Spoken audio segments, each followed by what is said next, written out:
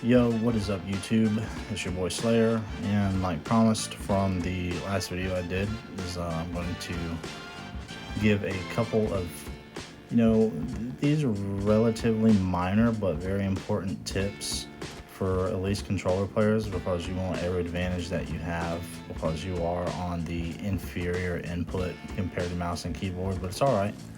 We're still very feared in the Apex community because of, well, all the controversy that's going on right now in Apex Legends with aim assist. But the first thing that I'm going to do is we're going to go over a simple grenade trick, or if you can practice this with arc stars and thermites. And it's basically, just trying to pressure someone who's on height or in a position of height that you can't contest. But you can at least annoy them is a little bit, Now, once you get comfortable with this, you can start coordinating pushes on teams that are, who are in a position that you need to take it from.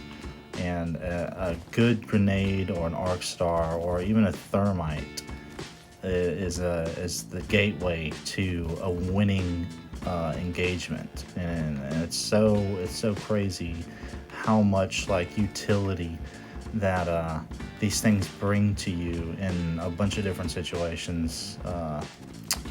It's absolutely bonkers. Anyways, we're going to do a simple little arc throw, basically, since he's not actually, let's see, we'll try to do it like this.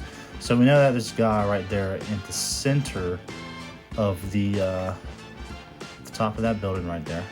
All right, so if you were to throw it at the very edge of this wall here, all right, if you look up, this is going to land on the very edge of the roof up there.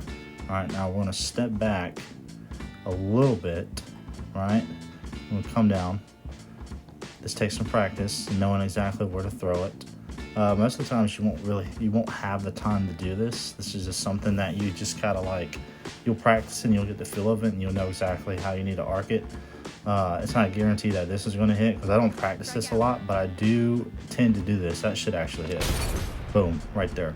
So it's a great way of finding a way to deal damage in a situation where you can't exactly, get to your opponent. We'll throw it again. It's just simple little arcs, being able to throw it exactly where you need it to go, and that can cause a lot of issues for an enemy team up there, especially if you're playing ranked and you need to take the height that this team takes because you know that this team has a winning position, and you want to take it for yourself and potentially win the game. Alright, so the next tip is pretty important, and just for what would be the word here, the sincerity of this tip. I'm not going to rock any attachments except for the gray ones. Well, actually, let's just take them all off. We'll go to all these here. We'll even drop this. Alright, so for the next tip is going to be something that's very important, especially at higher levels of play. But it is also a huge beneficiary for beginners as well to have this down, and this is recoil control. Recoil control is basically, if you don't know, so this is the recoil pattern of the weapon, by the way. This is also on a regular standard Xbox Series X issued controller that comes with the Series X itself. As you can see, that is the recoil pattern of the R301. We're just going to pick up R9. This is the recoil pattern of the R9. All right, it goes up. Well, let's see if we can find a wall so you can see it.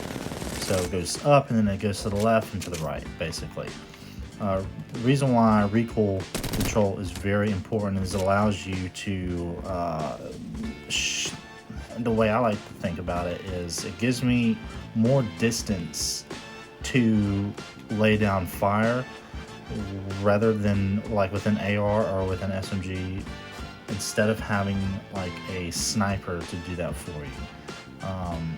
So the reason why recoil control is very important is maybe you only have short windows of time that you find in the middle of a gunfight where you see an opportunity to, you know, hit someone, beam them from a certain amount of distance, and you're not the person who likes to use snipers. This would be someone who uses like regular weapons, as in like ARs and SMGs. And it's very important that you learn recoil control so you can fight these people at all ranges with, you know, all the different types of weapons that there is in the game. It's very important, and one of the tips that I have of helping at least controller players is, a lot of people actually don't know this.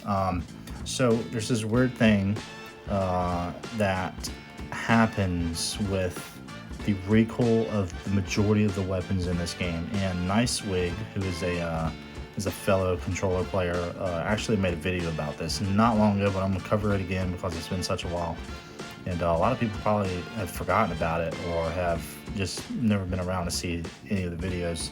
Definitely check out Nicewig. He is a very recommended, highly professional player and streamer. But one of these things is when you strafe left to right with any weapon while on a controller, basically, right? So if you strafe from left to right, okay, while ADSing on any weapon, it doesn't matter.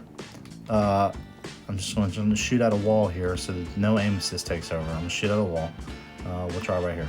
All right, so as long as you ADS while strafing, okay, there is not much recoil control that you as a player has to implement yourself, right? So this is moving the stick right here, all right? Not moving the stick. Now, I'm gonna go left, right. I'm not gonna touch my stick at all, okay? As you see, it went up and to the left. Now, I'm gonna barely touch my stick while doing this, right? So I'm just gonna pull down like this, okay?